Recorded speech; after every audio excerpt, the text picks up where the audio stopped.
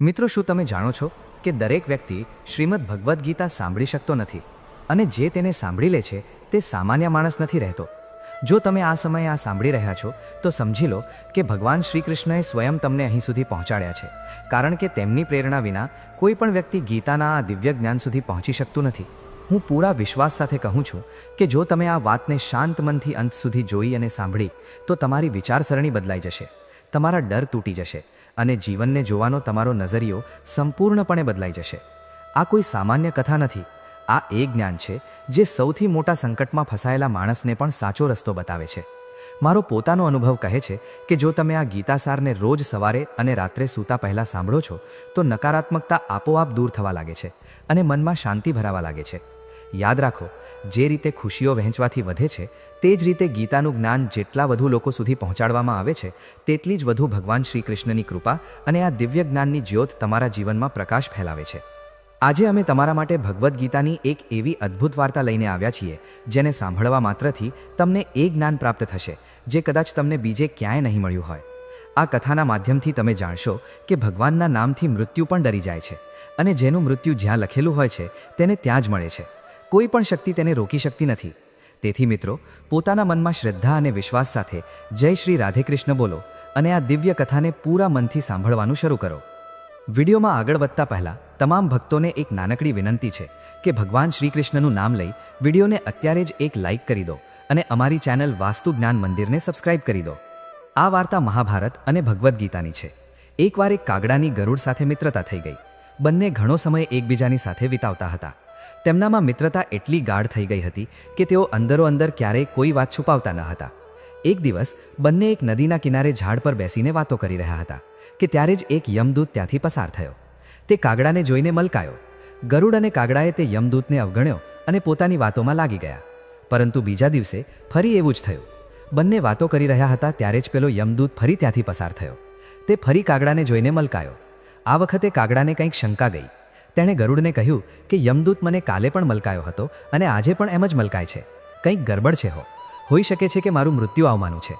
ગરુડે તેને સમજાવ્યું કે એવું કંઈ નથી, આ એક સંયોગ પણ હોઈ શકે છે, તું ચિંતા ન કર. 2-3 દિવસ બીજા એમ જ નીકળી ગયા. રોજ યમદૂત કાગડાને જોઈને મલકાતો. હવે તો કાગડાને ખાતરી થઈ ગઈ કે નક્કી મારું મોત નજીક છે. તેણે ગરુડને કહ્યું, મિત્ર, હું મરવા નથી માંગતો, પરંતુ આ યમદૂત ચોક્કસ 1-2 દિવસમાં મારા પ્રાણ કાઢીને લઈ જશે. આ રોજ જ મને જોઈને મલકાય છે. ગરુડને પણ લાગ્યું કે હોઈ શકે છે કાગડાની શંકા સાચી હોય. તેણે કાગડાને ધીરજ આપી. ગરુડે કાગડાને કહ્યું કે તું ચિંતા ન કર મિત્ર, હું તને અહીંથી એટલો દૂર લઈ જઈશ કે આ યમદૂત તને દેખાય જ નહીં. ગરુડે કાગડાને પોતાની પીઠ પર બેસાડ્યો અને પેલા જંગલથી હજારો કિલોમીટર દૂર કૈલાસ પર્વત પર લઈ ગયો. બંનેને હવે એ ડર ન રહ્યો કે અહીં કોઈ તેમને પરેશાન કરી શકે છે. પરંતુ તેઓ જેવા જ કૈલાસ પર્વત પર પહોંચીને એક ગુફા સુધી પહોંચ્યા ત્યાં યમદૂત પહેલેથી જ હાજર હતો. તેણે કાગડાને જોતા જ તેના પર પાશ ફેંકીને તેના પ્રાણ કાઢી લીધા. ગરુડ જોતો રહી ગયો. તેણે યમદૂતને પૂછ્યું કે તમે આને કેમ માર્યો? યમદૂતે કહ્યું કે આનું મૃત્યુ આ જ સમયે લખેલું હતું એટલે તેના પ્રાણ કાઢી લીધા.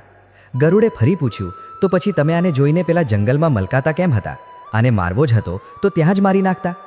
યમદૂતે જવાબ આપ્યો કે આનું મૃત્યુ કૈલાસ પર્વત પર જ લખેલું હતું, પરંતુ 4-5 દિવસ પહેલાં આને પેલા જંગલમાં જોઈને મને આશ્ચર્ય થઈ રહ્યું હતું કે આટલા ઓછા સમયમાં આ ત્યાં પહોંચશે કેવી રીતે, કારણ કે આની પાંખો પણ નાની છે અને આ લાંબી ઉડાન પણ નથી ભરી શકતો. તો હજારો યોજન દૂર કૈલાસ સુધી આ પહોંચશે કેવી રીતે?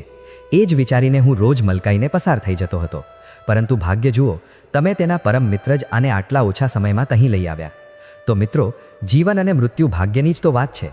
આનાથી ક્યાંય પણ છુપાઈ કે બચી શકાતું નથી. જ્યાં સુધી જિંદગી છે ત્યાં સુધી કોઈ તમને મારી નથી શકતું, પરંતુ જો મૃત્યુ નજીક હોય તો કોઈ કોશિશ તમને બચાવી નથી શકતી. તો મિત્રો, મોતથી ડરવું કે ગભરાવું ન જોઈએ. બસ સવાર સાંજ ભગવાનનું ધ્યાન કરવું જોઈએ. ભગવાન જ દરેક જગ્યાએ આપણી મદદ કરે છે, કારણ કે ભગવાનનું સ્મરણ કરવાથી મૃત્યુ પણ ટળી જાય છે. આનાથી જોડાયેલી બીજી ઘણી બધી વાતો છે જે આજે આપણે વિસ્તારથી સમજવાના છીએ. ભગવાન શ્રી કૃષ્ણ કહે છે, મનની શાંતિથી વધીને આ સંસારમાં કોઈ પણ સંપત્તિ નથી. જે વ્યક્તિએ પોતાના મનને શાંત રાખતા શીખી લીધું છે તેનાથી વધારે ધનવાન આ સંસારમાં કોઈ નથી. ઘણીવાર ભગવાન આપણા સંબંધો પોતે તોડી નાખે છે જેથી કોઈ આપણી જિંદગી ખરાબ ન કરી શકે. દુનિયામાં સૌથી સુખી લોકો એ જ છે જે જાણી ચૂક્યા છે કે બીજા પાસેથી કોઈ પણ પ્રકારની અપેક્ષા રાખવી વ્યર્થ છે. જિંદગીમાં થોડું દુઃખી થવું પણ જરૂરી છે, જો હંમેશા સુખ મળતું રહેશે તો તમે ક્યારેય જિંદગીમાં આગળ નહીં વધી શકો. આ માણસોની ખોટી વિચારસરણી છે કે એક એકલો માણસ શું કરી શકે છે. પણ જરા જુઓ પેલા સૂર્યને, જે એકલો જ આખી દુનિયાને પ્રકાશિત કરે છે. ભાગ્યશાળી એ નથી હોતા જેમને બધું સારું મળે છે, પરંતુ ભાગ્યશાળી તો એ હોય છે કે જેમને જે પણ મળે છે તેને તેઓ સારું બનાવી લે છે. ગીતામાં લખ્યું છે કે જ્યારે માણસની જરૂરિયાતો બદલાઈ જાય છે ત્યારે તેની વાત કરવાની રીત પણ બદલાઈ જાય છે. ફાયદો સૌથી નીચે પડેલી વસ્તુ છે, લોકો તેને ઉઠાવતા જ રહે છે. હારે એ છે જે ફરિયાદ વારંવાર કરે છે, અને જીતે એ છે જે કોશિશ 1000 વાર કરે છે. જે માણસને આપણે ખૂબ પ્રેમ કરીએ છીએ એ જ માણસ આપણો સૌથી વધારે ફાયદો ઉઠાવે છે, કારણ કે તે માણસ જાણે છે કે આપણી નબળાઈ શું છે. એટલા સમજદાર બનો કે કોઈને માફ કરી દો, પણ એટલા મૂર્ખ ના બનો કે દગો આપવાવાળા પર ફરીથી વિશ્વાસ કરી બેસો. આશા ક્યારેય ના છોડતા, કાલનો દિવસ આજ કરતાં બહેતર હશે. જિંદગીમાં એ સ્તર સુધી પહોંચી જાઓ કે લોકો તમને ગુમાવીને પછતાય. જીવનમાં ક્યારે પણ કોઈની સાથે પોતાની તુલના ના કરો. તમે જેવા છો શ્રેષ્ઠ છો, કારણ કે ઈશ્વરની દરેક રચના સર્વોત્તમ હોય છે. પોતાને કોઈનાથી ઓછા સમજવા એ ઈશ્વરની રચનાનું અપમાન છે. માણસનું મન જ તેનો સૌથી મોટો દુશ્મન છે અને તેનો સૌથી મોટો મિત્ર પણ. જો મન તમારાથી જીતી જાય છે તો તે તમારો દુશ્મન બની જાય છે, અને જો તમે મનથી જીતી જાઓ છો તો તે તમારો સાચો મિત્ર બની જાય છે. જો કોઈ તમારી અવગણના કરી દે તો ખરાબ ના લગાડતા, કારણ કે લોકો હંમેશા પોતાની હેસિયત પ્રમાણે વસ્તુઓની અવગણના કરે છે. એવા લોકોની પાછળ ક્યારેય ના ભાગવું જે લોકોને તમારી કોઈ પરવા નથી. શ્રી કૃષ્ણ કહે છે, ભૂલ દરેક માણસથી થાય છે, પરંતુ ભૂલો સુધારવાનું કામ એ જ માણસ કરી શકે છે જે દિલનો ચોખ્ખો હોય છે અને સંબંધોને ગુમાવવા નથી માંગતો. જિંદગીનો સૌથી મોટો તમાચો કોઈના પર રાખેલી અપેક્ષા મારે છે. ક્યારેક ક્યારેક માણસ ના તૂટે છે, ના વિખેરાય છે, બસ હારી જાય છે. ક્યારેક પોતાનાથી, તો ક્યારેક કિસ્મતથી, તો ક્યારેક પોતાના લોકોથી. દરેક જિંદગીમાં પોતાને સમય જરૂર આપો, કારણ કે તમારી પહેલી જરૂરિયાત તમે પોતે છો. યાદ રાખજો કે જરૂર કરતાં વધારે સારા બનશો તો જરૂર કરતાં વધારે ઉપયોગ કરવામાં આવશે. સંબંધો ભરે ગમે તેટલા ખરાબ કેમ ના હોય, તેને ક્યારેય તોડવા નહીં, કારણ કે ગંદુ પાણી તરસ છિપાવવા કામ ના આવે, પણ આગ ઓલવવા કામ જરૂર આવે છે. જમાનો જ્યારે પણ મુશ્કેલીઓમાં નાખી દે છે ત્યારે પરમાત્મા હજારો રસ્તા કાઢી આપે છે. વિશ્વાસ કરવાવાળા કરતાં વધારે મૂર્ખ વિશ્વાસ તોડવાવાળો હોય છે, કારણ કે તે એક નાના સ્વાર્થ માટે એક સારા માણસને ગુમાવી દે છે. ભલાઈ કરતા રહો પાણીની જેમ, બુરાઈ પોતે જ કિનારે લાગી જશે કચરાની જેમ. જ્યારે કોઈ સમજે નહીં તો તેને સમજાવવાની જરૂર જ શું છે, અને જ્યારે કોઈ માને નહીં તો તેને બતાવવાની જરૂર શું છે. સાચા દિલથી કોઈ જરૂરિયાતમંદની મદદ કરીને તો જુઓ. જો દિલને શાંતિ ના મળે તો કહેજો. જેને જવું છે તેને જવા દો. તે જો આજે રોકાઈ ગયો તો કાલે જતો જ રહેશે. માણસને માણસથી દૂર કરી દેવાવાળી સૌથી પહેલી વસ્તુ જીભ છે, અને બીજી વસ્તુ પૈસા છે. જેમને સપના જોવા ગમે છે તેમને રાત નાની પડે છે, અને જેમને સપના પૂરા કરવા ગમે છે તેમને દિવસ નાનો પડે છે. કોઈની આદત જોવી હોય તો તેને ઇજ્જત આપો, અને કોઈની ફિતરત જોવી હોય તો તેને આઝાદી આપો. દરેક માણસમાં કોઈને કોઈ પ્રતિભા જરૂર હોય છે, પણ લોકો હંમેશા તેને બીજા જેવું બનવામાં નષ્ટ કરી દે છે. મોંઘા એટલા પણ ના બનો કે લોકો તમને બોલાવી ના શકે, અને સસ્તા એટલા પણ ના બનો કે લોકો તમને નચારતા જ રહે. ખામોશીઓ ક્યારેય બેઝુબાન નથી હોતી. અમુક દર્દ એવા હોય છે જે અવાજ સુધી છીનવી લે છે. આજકાલના લોકો તમારી એક ભૂલની પાછળ તમારી બધી સચ્ચાઈઓ ભૂલી જાય છે. જેટલું લોકોને સમજતા જશો એટલું જ એકલાપણું વધારે સારું લાગતું જશે. ખત્મ થઈ જશે એ સંબંધો પણ જેમને મળીને લાગતું હતું કે આ ઉમ્રભર સાથ આપશે. શ્રી કૃષ્ણ કહે છે, અહંકાર કોઈ પણ વસ્તુનો હોય સર્વનાશ કરીને જ છોડે છે. ખાલી સમયમાં તો દરેક કોઈ વાત કરી લે છે. પ્રેમ તો ત્યારે હોય છે જ્યારે કોઈ તમારી સાથે વાત કરવા માટે પોતાનો બધો સમય ખાલી કરી દે છે. બધું સરખું કરવાની રાહ જોશો તો બેઠા જ રહી જશો, પણ હિંમત કરો, જાતે ઉઠો અને પોતાની જિંદગીમાં બધું સરખું કરી દો. લોકો ઓળખવાનું જ ભૂલી જાય એ પહેલાં જ પોતાની ઓળખ બનાવી લેવી જોઈએ. કોઈ ફરક નથી પડતો કે લોકો તમારા વિશે શું વિચારે છે. ફરક તો એનાથી પડે છે કે તમે તમારા વિશે શું વિચારો છો. હાર એક શીખ છે જે પોતાને સુધારવાનો મોકો આપે છે. જિંદગીમાં જે પણ આપણે ઈચ્છીએ છીએ તે સરળતાથી નથી મળતું, પરંતુ જિંદગીનું એક સત્ય એ પણ છે કે જે આપણે ઈચ્છીએ છીએ તે સરળ નથી હોતું. બે પ્રકારના લોકો હોય છે આ દુનિયામાં. પહેલા એ જે નાની એવી મુસીબત આવ્યા પછી ડરી જાય છે, દુઃખી થઈ જાય છે, અને બીજા એ લોકો કે ભલે એમની જિંદગીમાં કેટલી પણ મુશ્કેલીઓ આવી જાય પરંતુ તે હંમેશા ખુશ રહે છે. દરેક મુસીબતમાં પોતાને સંભાળી લે છે. એક એ હોય છે જેમની પાસે બધું હોય છે પરંતુ તો પણ તે હંમેશા દુઃખી હોય છે, અને બીજા એ જેમની પાસે ભલે કંઈ પણ ના હોય પરંતુ તો પણ તે હંમેશા ખુશ રહે છે. તણાવથી માત્ર સમસ્યાઓ જન્મ લઈ શકે છે. જો સમાધાન શોધવું છે તો હસવું જ પડશે. શ્રી કૃષ્ણ કહે છે, જેવી રીતે હવા એક દિશામાં નથી વહેતી, સમય સમય પર બદલાતી રહે છે, એવી જ રીતે માણસનું નસીબ પણ સમય સમય પર બદલાતું રહે છે. એટલે સમય ખરાબ છે તો પરેશાન ના થાઓ, બસ સાચા સમયની રાહ જુઓ, કારણ કે સમય જરૂર બદલાશે. યાદ રાખજો, જો ખરાબ લોકો માત્ર સમજાવવાથી સમજી જતા હોત તો વાંસળી વગાડવાવાળા ક્યારેય મહાભારત થવા જ ના દેત. જેટલી રાહ તે તમને કરાવી રહ્યા છે ને, સમય આવવા પર એટલું આપશે કે સંભાળી પણ નહીં શકો. પોતાની જિંદગીથી ક્યારેય નારાજ ના થતા, કારણ કે એવા ઘણા લોકો છે જે તમારા જેવી જ જિંદગી જીવવાનું સપનું જુએ છે.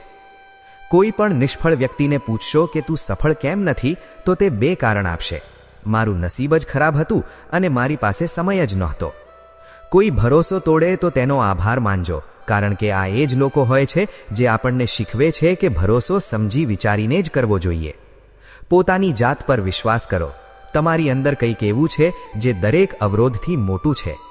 ક્યારેક ક્યારેક સમયના પરિવર્તનથી મિત્ર પણ શત્રુ બની જાય છે અને શત્રુ પણ મિત્ર, કારણ કે સ્વાર્થ ખૂબ જ મોટો બળવાન છે. ચંદનનું ઝાડ આખા સંસારમાં પોતાની સુગંધ માટે ઓળખાય છે, પણ આ સંસાર હંમેશા ભૂલી જાય છે કે એ ચંદનના વૃક્ષ પર સંસારના સૌથી ઝેરી સાપ હોય છે. એટલે બહારથી અત્યંત મીઠું બોલવાવાળો વ્યક્તિ અંદરને અંદર શત્રુનો ભાવ પણ રાખી શકે છે. એટલે સમજી વિચારીને જ કોઈના પર વિશ્વાસ કરવો. જેમ કોઈ પથ્થરને જો સોનું બનવું હોય તો તેને ઘસાવવું પડે છે, તપવું પડે છે અને આગમાં બળવું પણ પડે છે.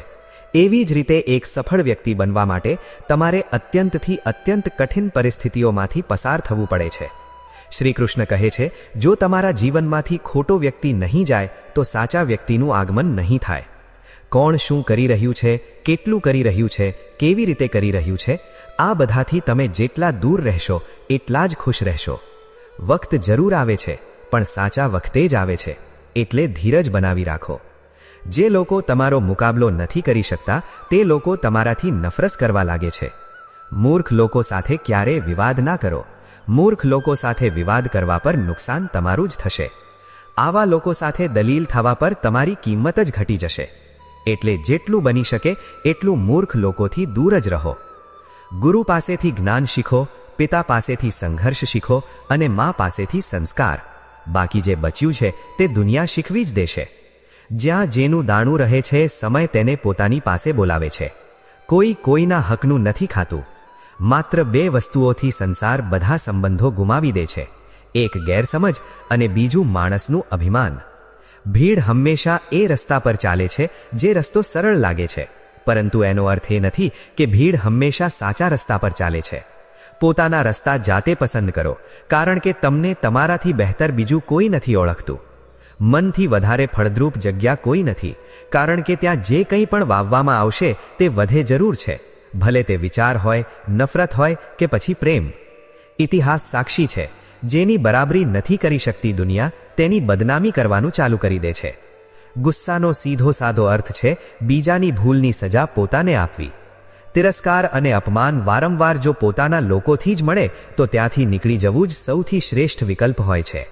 સમય મનુષ્યના બનાવેલા માર્ગ પર નથી ચાલતો, મનુષ્યએ જ સમયના બતાવેલા માર્ગ પર ચાલવું પડે છે. આને જ નિયતિ કહે છે. જીવન કઠિન ત્યારે લાગે છે જ્યારે આપણે પોતામાં બદલાવ કરવાને બદલે પરિસ્થિતિઓને બદલવાનો પ્રયાસ કરીએ છીએ. કર્મ જ સૌથી મોટો ધર્મ છે. ભગવાન શ્રી કૃષ્ણ ગીતામાં અર્જુનને ઉપદેશ આપતા કહે છે કે વ્યક્તિ કર્મ કરવા માટે જ જન્મ્યો છે, વગર કર્મે કોઈ રહી નથી શકતું. મનુષ્યએ પરિણામની ચિંતા કર્યા વગર પોતાના કર્તવ્યોનું પાલન કરવું જોઈએ. ક્રોધ મનુષ્યને નરક તરફ લઈ જનારો દરવાજો છે. ક્રોધ કરવાથી વ્યક્તિનું મન અશાંત થઈ જાય છે. તે આવેશમાં આવીને ઘણીવાર પોતાનું જ નુકસાન કરી બેસે છે. ભગવાન શ્રી કૃષ્ણ કહે છે, મનુષ્યએ ક્રોધ કરવાથી બચવું જોઈએ. કેટલો પણ ક્રોધ કેમ ના આવે, સ્વયંને શાંત રાખવાનો પ્રયાસ કરો. આ સંસારમાં આજે જે તમારી પાસે છે તે કાલે કોઈ બીજાનું હતું, પરમ દિવસે કોઈ બીજાનું હશે. તમે અહીં ખાલી હાથે આવ્યા અને ખાલી હાથે જ જશો. મન પર નિયંત્રણ રાખવું જરૂરી છે. મનુષ્યનું મન પવનની જેમ ચંચળ હોય છે. આ મન જ છે જે મનુષ્યને કામ વાસનાઓ તરફ ભટકાવતું રહે છે. જો જીવનમાં સફળ બનવું છે તો મન પર કાબૂ કરવું ખૂબ જરૂરી છે.